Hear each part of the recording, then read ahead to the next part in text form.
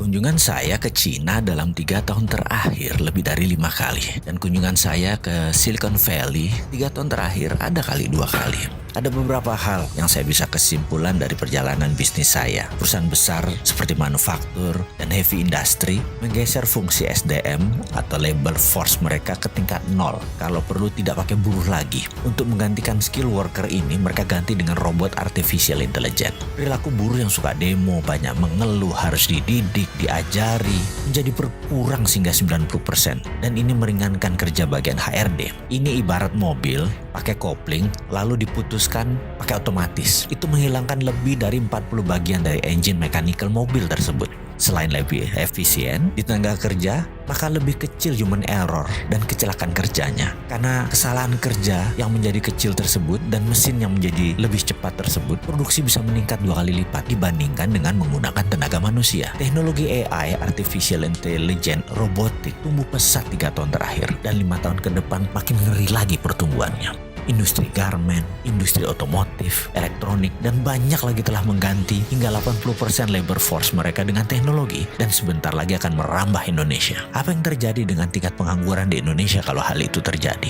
Hal ini cukup menjadi perenungan buat kita semua.